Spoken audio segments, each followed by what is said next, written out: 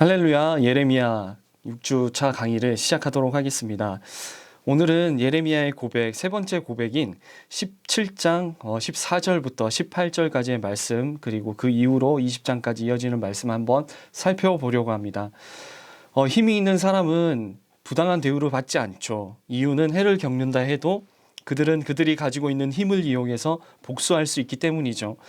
그런데 부당한 일을 당했을 때 복수할 힘도 없고 돈도 없는 이들은 그저 눈물을 삼킬 수밖에 없겠죠. 그래서 하나님 외에 의지할 데가 없다는 것은 억울하고 분한 일을 당했을 때 복수의 수단이 없음을 의미하기도 합니다. 하나님 한 분만 의지하는 이들이 그럴 때 드리는 기도가 바로 이 저주의 기도인데요.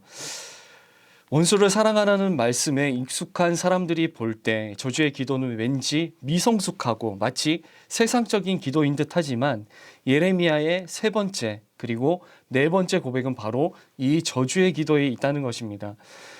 그리고 그의 저주는 살아계신 하나님, 의로우신 하나님에 대한 굳은 신뢰의 표현이었습니다.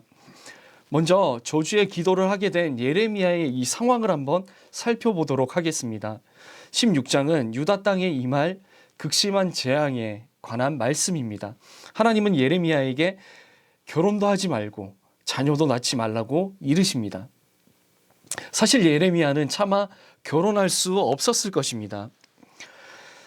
하나님과 함께 살아간 숭고한 사람들 뒤에 철저히 고통당하며 희생하는 가족이 있다는 것은 우리에게도 낯설지가 않죠. 심지어 하나님은 예레미야에게 초상집에도 가지 말라고 이야기하십니다. 16장 10절 말씀에 보면요. 이유는 무엇일까요? 모두 진멸을 당해 그들을 위해 울어주고 곡해줄 사람이 없어질 것이기 때문입니다. 아울러 하나님께서는 잔치집에도 가지 말라고 말씀하시죠. 기뻐하는 소리와 즐거워하는 소리가 이 땅에서 사라져 버릴 것이기 때문이라는 것이죠. 이상의 내용은 모두 예언자의 상징의 행위였습니다. 이 상징의 행위의 의미는 간결하고 매우 분명합니다. 모두 그 땅에서 죽게 될 것이다 라는 메시지. 그러나 백성들은 정작 자신들의 죄가 무엇이냐고 묻죠. 앞서 백성들은 우리 하나님 여호와께서 어찌하여 이 모든 일을 행하셨느냐라고 질문합니다. 그들은 여전히 자신들의 죄가 무엇인지 모르고 있습니다. 그들의 입장에서 그들은 하나님께 잘못한 것이 없고 그래서 예레미야가 선포한 심판의 말씀도 부당하다고 생각하죠. 그들은 여전히 자신들의 죄가 무엇인지 모르고 있습니다. 그들에게 하나님은 여전히 우리 하나님이기에 자신들에게 임할 하나님의 심판은 그들을 당혹스럽게 만들 수밖에 없었겠죠. 17장에서도 보면 유다의 죄로 인해서 쫓겨날 것이라는 선포의 말씀이 이어지는 것을 볼 수가 있는데요. 그들이 하나님을 떠나 사람을 의지했기 때문입니다. 그러나 하나님을 의지하는 사람은 하나님께서 지키시며 보호하실 것입니다. 하나님을 의지하는 사람은 물가에 심긴 나무와 같을 것입니다. 예레미야의 이 세 번째 고백은 바로 이 맥락에 놓여 있습니다. 예레미야는 하나님이 고치시고 구원하시기를 간구합니다. 17장 14절 말씀입니다. 여호와여 주는 나의 찬송이시오니 나를 고치소서. 그리하시면 내가 낫겠나이다. 나를 구원하소서. 그리하시면 내가 구원을 얻으리이다. 이 구절은 오직 하나님만을 자신의 찬송으로 삼은 사람, 세상에 의지하거나 기댈 데가 전혀 없어서 하나님만을 그 힘으로 삼은 사람의 모습을 보여줍니다. 그런데 사람들은 하나님만을 사모하고 간구하는 예레미야를 비꼬며 조롱합니다. 보라, 그들이 내게 이르기를 여호와의 말씀이 어디 있느냐? 이제 임하게 할지어다 하나이다. 심판에 대한 예레미야의 예언이 먼 미래의 일이기에 사람들은 비웃고 조롱하죠. 아직 이루어지지 않은 희망과 축복은 기쁨으로 듣되 다가올 재앙은 비웃고 조롱하게 됩니다. 하나님의 말씀은 예언입니다. 예언은 단지 앞날을 이 쪽집게처럼 짚어내는 것이 아니라 과거에 주신 말씀에 근거해서 현재의 삶을 보고 미래에 임할 일을 선포하는 것이 예언이죠. 그러나 이 백성들은 오늘 안일한 자세로 다가올 재앙에 대한 예언을 조롱하며 비웃습니다. 15절 첫머리에 있는 보라 그들이라는 표현은 16절 첫머리의 말씀에 그러나 나는 이라는 문장과 대조됩니다. 하나님을 믿는다는 고백과 이 고백은 같지만 예레미야의 대접과 이 예레미야의 행동은 확연히 대비된 것이죠. 성취되지 않았다고 증거가 없다고 하나님의 심판의 말씀을 가볍게 여기는 이들과 달리 예레미야는 목자로서 주님의 뒤를 따랐습니다. 하나님을 피난처로 고백하는 예레미야의 기도, 이 기도는 17장 17절 말씀에 있는데요. 자신을 괴롭히는 이들에 대한 기도로 이어지게 됩니다. 나를 박해하는 자로 치욕을 당하게 하시고 나로 치욕을 당하게 마옵소서. 그들을 놀라게 하시고 나는 놀라게 하지 마시옵소서. 재앙의 날을 그들에게 임하게 하시며 배나 되는 멸망으로 그들을 멸하소서. 이어지는 네 번째 고백을 한번 살펴보도록 하겠습니다. 18장 18절과 23절까지 이어지는 이 네 번째 고백은 18장 1절부터 17절에 나와 있는 토기장이의 비유를 다루고 있습니다. 여러분, 이 비유의 핵심은 하나님이 멸하시기로 정한 나라가 하나님께 돌이키면 하나님도 뜻을 돌이켜서 멸하지 않으시며 복주시기로 정한 백성이라도 악을 행하여서 하나님의 소리를 듣지 않으며 하나님의 말씀을 듣지 않으면 하나님도 뜻을 돌이켜서 도리어 재앙을 내리신다는 것입니다. 확고불변하신 하나님의 뜻이 사람들의 순종과 불순종에 따라 바뀌는 것처럼 진술하고 있는 이 본문은 그만큼 죄를 돌이켜서 하나님께 순종하는 것이 얼마나 중요한지를 역설하고 있다고 보시면 됩니다. 하나님의 뜻은 사람들이 마치 자신의 수중에 있는 것처럼 이용하거나 마음대로 적용할 수 없겠죠.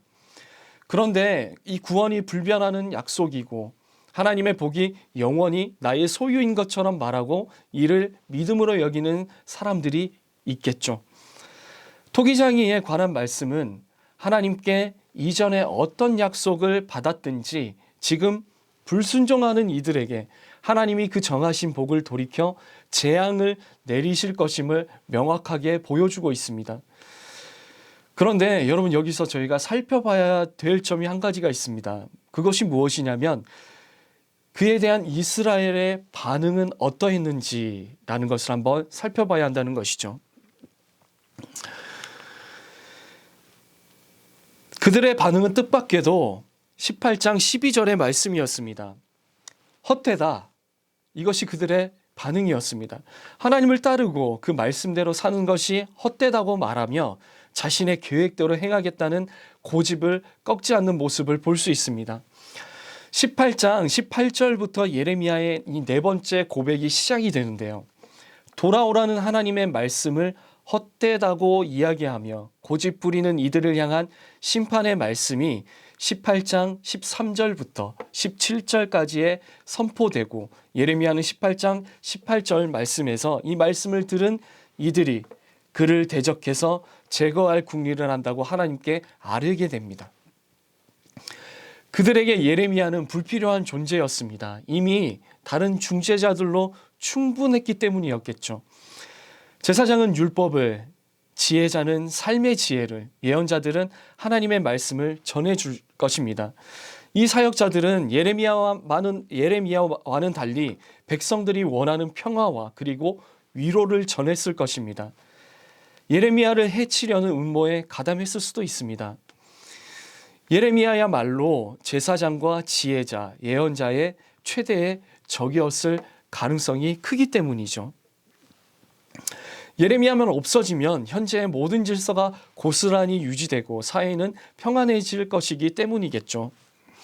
여기서 주목해야 할 것은 예레미야 같이 하나님의 말씀을 전하는 자를 무시하고 그리고 그의 사역을 무산시키기 위해서 또 다른 영적 권위자들이 동원된다는 점입니다. 또 다른 영적 권위자들이 동원이 됩니다. 예레미야가 하는 말은 한 사회의 안정과 안락함을 뿌리부터 뒤흔들었습니다. 그러니 그 사회는 그들끼리 똘똘 뭉쳐서 하나가 되어 예레미야와 같은 이들을 주변화시키고 그리고 배제하려고 합니다. 예레미야가 존재하는 한 다른 제사장이나 예언자들은 자신들의 일을 제대로 할 수 없었겠죠.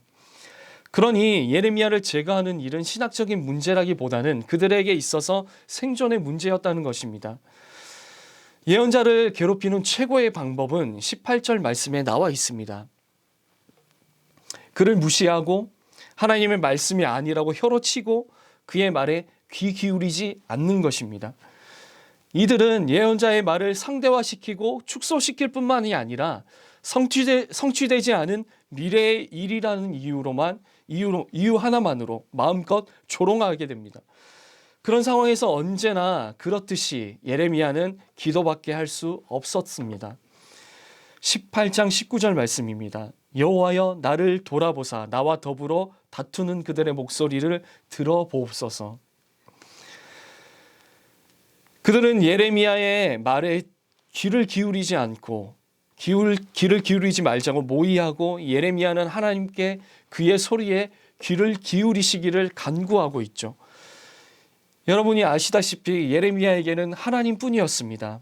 그를 대적하여 고발하고 비웃는 수많은 소리에도 다만 그는 하나님께 아뢰을 수밖에 없었습니다. 다음은 예레미야의 저주의 기도입니다. 18장 21절부터 23절까지의 말씀을 보시면 될 것 같습니다. 그러하온즉 그들의 자녀를 기근에 내어주시며 그들을 칼의 세력에 넘기시며 그들의 아내들은 자녀를 잃고 과부가 되며 그 장정은 죽음을 당하며 그 청년은 전장에서 칼을 맞게 하시며 주께서 군대로 갑자기 그들에게 이르게 하사 그들의 집에서 부르짖음이 들리게 하옵소서. 이는 그들이 나를 잡으려고 구덩이를 팠고 내 발을 빠뜨리려고 올무를 놓았음이니이다. 여호와여 그들이 나를 죽이려 하는 계략을 주께서 다 아시오니 그 악을 사하지 마옵시며 그들의 죄를 주의 목전에서 지우지 마시고 그들을 주 앞에서 넘어지게 하시되 주께서 노하시는 때에 이같이 그들에게 행하옵소서 하니라. 대적뿐만이 아니라 대적의 아내와 그리고 자녀, 가족에까지 미치는 저주의 기도는 죄의 결과가 가족에까지 미친다는 사고가 전제되어 있음을 볼 수 있죠. 예레미야는 대적으로부터 고난을 받았다고 스스로 원수를 갚지 않고 하나님께 기도했습니다. 억울한 일을 당한 사람들의 자연스러운 반응은 그를 억울하게 한 사람들에게 동일한 고통을 주는 것이죠. 예레미야는 억울하게 고통과 핍박을 겪으며 자신이 당한 고통이 원수들에게도 임하여서 그가 벌을 받게 해달라고 기도합니다. 하나님께 기도하는 중에 대적을 저주한 모습을 볼 수 있죠. 분노에 찬 기도는 기도자 스스로 원수에게 복수하는 것을 막을 수 있습니다. 그래서 이 저주의 기도는 근본적으로 원수 갚음이 하나님께 있다는 것을 고백하는 행위라고 볼 수 있는 것이죠. 이 부분에서 저희가 한 가지 짚고 넘어가야 할 것이 있습니다. 흔히 우리는 복수를 눈에는 눈, 이에는 이라는 구약의 복수법으로 인식하고 있죠. 한 대 맞았으면 때린 이에게 똑같이 복수하라는 법으로 말이죠. 그러나 이 법의 근본적인 것은 나의 지체나 이웃의 지체의 가치가 동일하다는 데 있습니다. 나라를 다스리는 왕의 눈이나 길거리에서 구걸하는 거지의 눈이 동일한 무게와 가치를 지니죠. 내 눈이 귀한 만큼 남의 눈도 귀한 줄 알아야 된다는 점에서 실상 이 법은 내 이웃을 내 몸과 같이 사랑하라는 말씀을 다르게 표현하고 있는 셈이죠. 그래서 이 눈에는 눈, 이에는 이의 이 법은 구약의 복수의 법이 아니라는 것입니다. 이 법은 이웃을 내 몸처럼 여길 것을 촉구하고 있는 법이고 복수는 하나님의 것임을 구약과 신약이 일관되게 선언하고 있다는 것이죠. 저주의 기도에서 볼 수 있는 이 또 다른 하나의 원칙은 하나님이 반드시 죄악을 대적하신다는 점입니다. 예레미야의 기도가 사실상 유다에 임할 하나님의 심판과 거의 동일하다는 점에서 저주는 불의를 행하는 자들에게 선포된 하나님의 심판의 말씀으로 이해할 수 있겠죠. 예레미야서에서 나오는 원수는 모든 악과 죄를 일삼고 하나님의 뜻에 순종하는 예레미야와 같은 이들을 핍박하고 죽이려 합니다. 그러므로 원수를 저주하는 이 기도에는 죄와 악에 대한 결연한 거부가 담겨져 있습니다. 이는 자신에게 닥친 어려움을 단지 이 개인의 문제로 돌리지 말 것을 뜻하는 것이기도 합니다. 대개 강력한 적으로부터 고통당하는 연약하고 그리고 가난한 이들은 자신들의 처지를 자신들의 이 무능력과 내면의 죄의 탓으로 돌리게 되죠. 여기에는 이 짓밟히고 억눌린 이들의 원인을 자신 안에서 찾도록 부추기는 약육강식의 구조적인 문제도 한몫을 합니다. 어떤 것이냐면 내가 못나서 이런 대접을 받는 것이고 내가 죄인이라서 이런 괴로움을 겪는다고 느끼게 만드는 것이죠.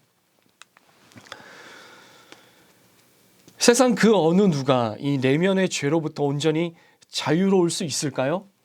우리 안의 죄만 끝없이 뒤지느라 정작 외부에 엄연히 존재하는 구조적인 악의 세력들을 간과해서는 안 된다는 뜻인 것이죠. 예레미야의 저주의 기도의 참상의 원인은 자신에게 있는 것이 아니라 외부의 대적의 세력에서 기인한 것임을 명확히 하고 있습니다. 사람을 괴롭히고 그리고 짓밟고 황폐화시키는 대적의 세력의 실제는 바로 사탄의 권세죠. 저주의 기도는 인간의 삶을 황폐화시키는 사탄의 세력에 대한 저주이며 싸움이라는 것을 볼 수 있습니다. 이 저주의 기도가 보여주는 그 다음의 원칙은 가난하고 약한 자의 편에 서시는 하나님입니다. 이렇게 강하게 저주의 기도를 하고 있지만 실제로 재앙의 날을 겪고 있는 것은 예언자 자신이지 원수가 아니라는 것이죠. 재앙 가운데 있는 하나님의 사람이 할 수 있는 일은 무엇일까요? 오직 기도뿐입니다. 그래서 이 기도는 단지 자신을 위한 기도가 아니라 자신만을 위한 기도가 아니라 모든 억압을 받고 모든 핍박을 받는 사람들을 위한 기도이며 정의의 회복을 위한 기도이기도 하다는 것이죠. 힘있고 강한 자들은 자신의 힘을 이용해서 실제적으로 악을 행하고 대적할 수 있지만 예레미야는 연약하고 가난한 이들에 속해 있기 때문에 다만 하나님의 도우심만을 구할 뿐이라는 것이죠. 하나님은 가난한 자의 오른편에 서십니다. 저주의 기도는 고난받는 자의 기도입니다. 주위에 큰 고난을 당하는 자가 있다면 이 기도는 그들을 위한 우리의 기도가 될 것입니다. 그래서 오늘 우리가 이 기도를 드리는 것은 고난 가운데 있는 가난하고 그리고 억압받는 이웃과 함께 서로 연결되는 것을 의미하는 것입니다. 하나님이 그들의 오른편에 서신다면 하나님의 백성된 교회의 자리도 당연히 그들의 오른편에 설 것입니다. 근본적으로 저주의 기도는 약자의 기도입니다. 힘없고 눌린 이들의 기도이고 그들의 오른편에 서서 그들과 연대하는 이들의 기도입니다. 이어서 5번째 고백을 한번 살펴보고자 합니다. 예레미야의 이 4번째 고백처럼 5번째 고백도 토기와 연관이 됩니다. 이 토기장의 온기에 대한 예언이 18장부터 20장을 연결하고 있음을 볼 수 있는데요. 19장에서 예레미야는 백성의 어른들과 제사장의 어른들을 도벳이라 불리기도 했던 흰놈의 골짜기로 데려가게 됩니다. 거기서 어떤 일이 일어났을까요? 그는 그들에게 임할 심판을 상징하는 행위로 이 가지고 간 토기장의 온기를 깨뜨립니다. 그리고 하나님을 버리고 바알과 다른 신들에게 분향하는 이스라엘은 대적들에게 엎드러지게 될 것이며 그들의 시체가 짐승들의 밥이 되고 부모가 자녀의 살을 먹고 친구가 친구의 살을 먹게 될 것이라고 예언하게 되죠.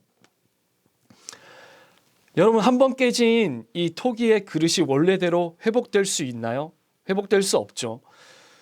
그렇듯이 돌이킬 수 없는 심판이 임할 것임을 보이기 위해서, 보여주기 위해서 이 옹기가 사용되어졌다는 것이죠.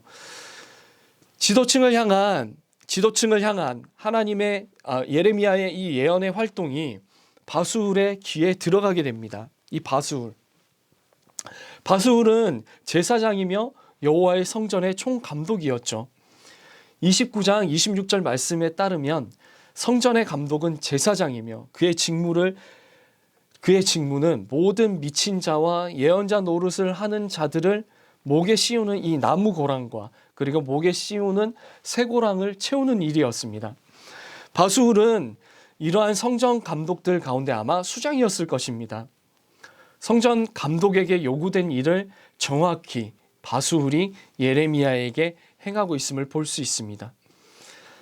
바수울이 예레미야를 잡아들여서 때리고 목에 씌우는 나무고랑으로 채워 가둔 것을 볼 때 바수울을 비롯한 당시의 제사장들과 예언자들은 예레미야의 이 예언 활동을 마치 미친 짓, 예언자 노릇을 하는 짓으로 여겼음을 알 수 있죠.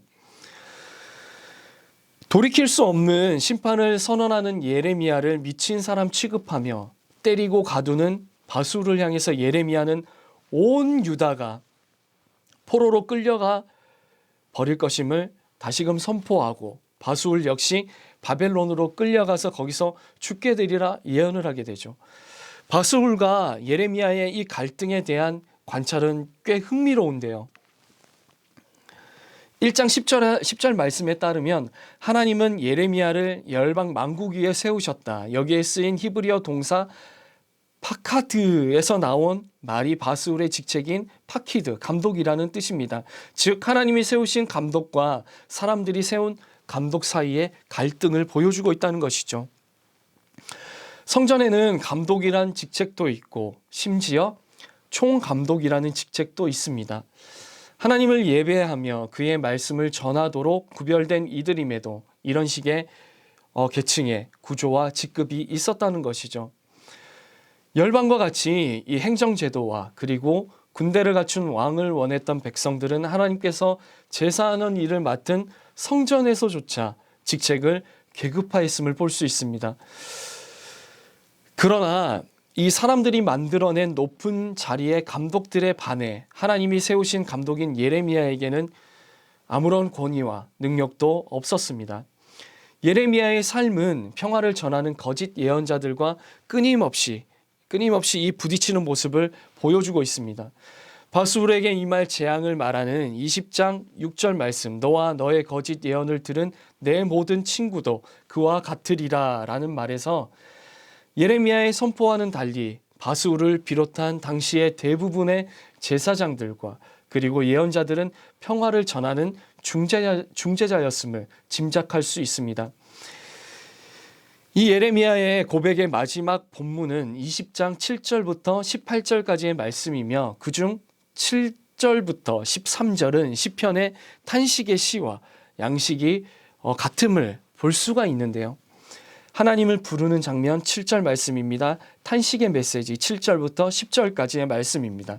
신뢰의 고백인 11절 말씀, 탄원의 고백인 12절, 그리고 찬양의 메시지 13절 말씀, 이와 같은 양식이 비슷한 모습을 볼 수 있습니다.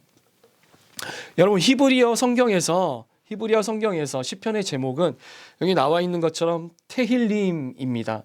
이 단어는 찬양을 의미하지만 사실 시편에서 3분의 1이 넘는 시들이 탄식을 노래하고 있다는 점을 볼 수 있습니다. 이 탄식 시의 중심적인 내용은요, 하나님을 섬기며 살아가는 하나님의 사람들이 이 땅에서 겪는 고난과 그리고 환난, 그리고 시편 기자를 둘러싼 무수한 대적에 대한 탄식이 이들 탄식 시의 중심입니다. 환난 가운데 시편 기자들은 하나님만이 도우심을 굳게 확신하면서 하나님의 도우심을 구합니다. 대개 현실에서는 아무런 변화가 없지만 시편의 탄식 시들은 하나님께로부터 오는 구원의 말씀과 약속의 근거에서 찬양으로 끝맺는 것을 볼 수 있습니다. 그래서 이 시편의 탄식은 단순히 신세를 한탄하며 불평하는 것이 아니라 하나님께서 계시지 않은 듯한 상황에서도 하나님을 부르고 고백하는 찬양이라는 것이죠. 자, 이러한 경향은 예레미야의 5번째 고백에서도 동일하게 나타나는데요. 이처럼 예레미야는 하나님의 부재의 상황에서 탄식을 통해서 하나님의 임재를 소망하며 확신했던 시편 기자들과 같이 이 구름같이 허다하게 둘러싼 하나님의 사람들의 길을 같이 걷고 있다는 셈이 된 것이죠.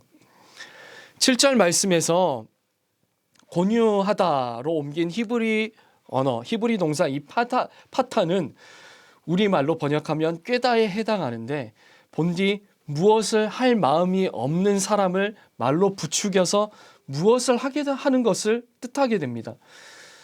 이 본문은 다음에 나오는 내용과 연관 지어 볼 때 말하는 이가 좋은 마음으로 말하고 있지 않다는 것을 알 수 있는데요. 참고로 열왕기상 22장 20절부터 22절 말씀에 따르면 하나님은 아합을 꾀어서 하나님이 보내신 거짓 예언자들의 말을 믿고 아합이 전쟁에 나가 죽게 하시죠.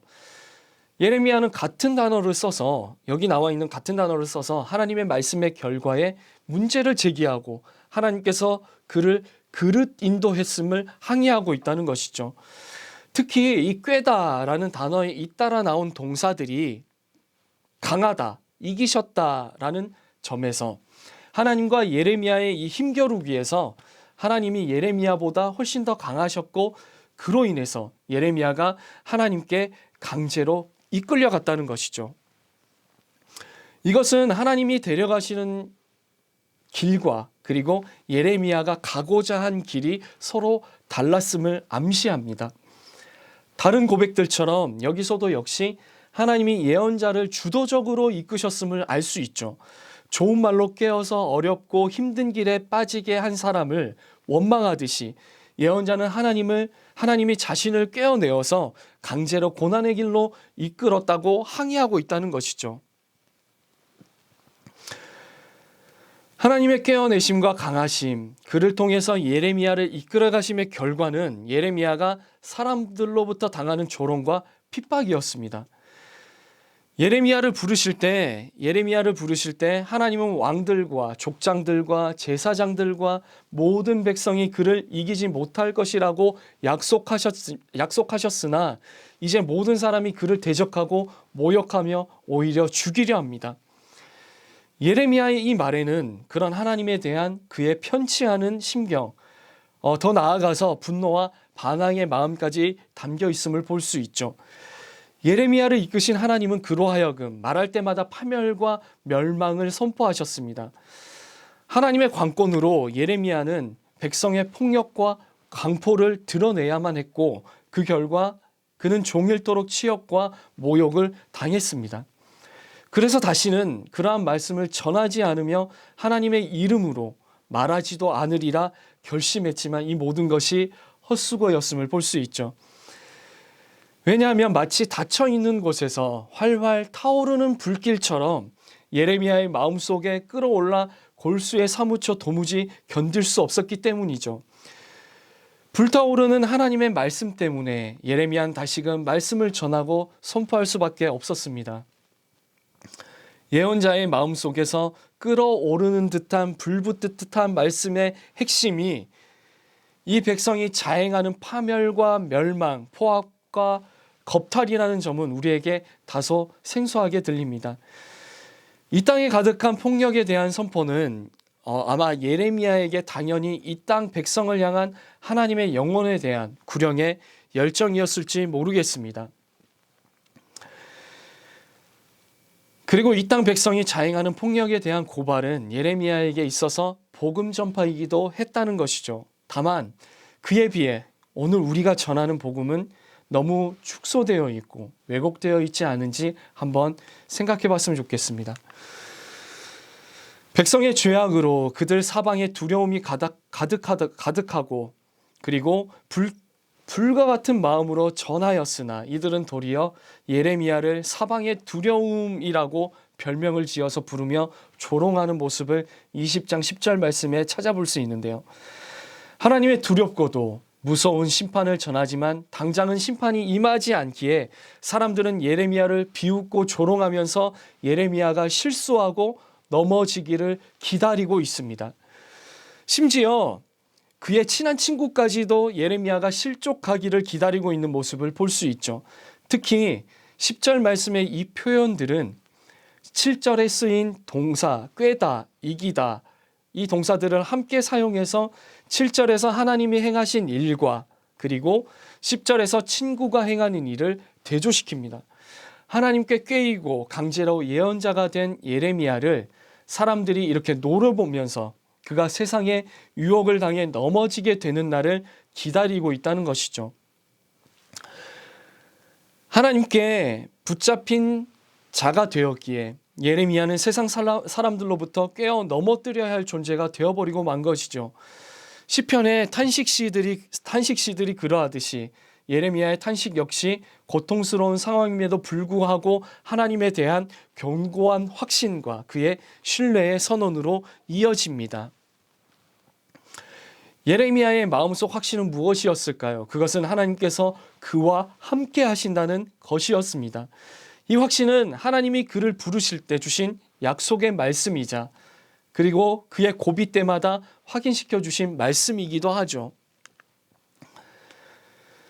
18장 21절부터 23절 말씀에서 예레미야는 다만 하나님이 친히 악을 징벌하시고 그리고 가난한 자들의 생명을 구원하시기를 기도합니다. 여러분, 가난한 자는 시편에서 흔히 저희가 찾아볼 수 있듯이 억울하고 고통스러운 현실 속에서 오직 하나님 한 분 외에는 달리 피할 데가 없는 이들을 가리킵니다. 자, 이제 마지막 고백, 본문이 마무리되는 지점입니다. 하나님을 향한 찬양과 확신으로 은혜롭게 탄식을 마무리하고 있는 13절이 다섯 번째 고백의 끝이 아니라 14절 이하의 출생에 대한 저주의 내용이 담긴 본문이 다섯 번에 걸친 고백의 본문의 마지막의 결론이라는 점은 특이함을 넘어서 다소 충격적이기도 합니다. 여기서 예레미야의 절망은 가장 결정적인 이 수준에까지 이르게 되는데요. 예레미야의 고난의 가장 깊은 지점이라고도 표현할 수 있습니다. 그가 태어난 날을 저주하는 기도는 자신이 태어났음을 전해준 사람에 대한 저주로 이어집니다. 그 사람이 누구이며 왜 그 사람이 저주를 받아야 하는지는 중요하지 않아 보입니다. 예레미야는 차라리 어머니의 태에서 죽어서 어머니의 배가 자신의 무덤이 되었어야 하는데 하나님께서 자신을 세상에 태어나게 하셨다고 탄식합니다. 태에서 나오다라는 표현은 예레미야의 소명을 다룬 1장 5절 말씀에서 사용된 것이죠. 하나님은 예레미야가 태에서 나오기도 전에 그를 선택했음을 배웠습니다. 이제 예레미야는 자신의 삶이 태에서 나오면서부터 고생과 슬픔으로 가득 찼다고 탄식하면서 죽음에 대한 갈망을 토합니다. 그래서 이 본문은 하나님의 미리 택정하심이 실제 그 택한 종의 삶이 어떻게 나타나고 어떤 의미를 가지는지 보여주는 것이죠. 그리스도의 종이 된다는 것은 가득 찬 고난의 삶을 의미한다는 점을 삶에서도 명백히 볼 수 있는 것이죠. 예레미야의 삶의 고초를 묘사하는 고생과 슬픔 그리고 부끄러움과 같은 단어들은 하나님의 심판을 받은 이스라엘 백성을 묘사할 때 쓰이기도 합니다. 이 예레미야의 고백이 하나님께 심판을 받은 백성의 괴로움을 반영하는 표현이기도 하다는 점에서 동포들의 괴로움과 고난을 함께 괴로워하는 예언자의 모습이 엿보입니다. 그의 탄식에는 나라와 언약 그리고 성전까지 잃어버린 그야말로 과거의 모든 유산을 잃어버린 채 살아가야 했던 유다의 민족적인 경험이 놓여 있음을 볼 수 있죠.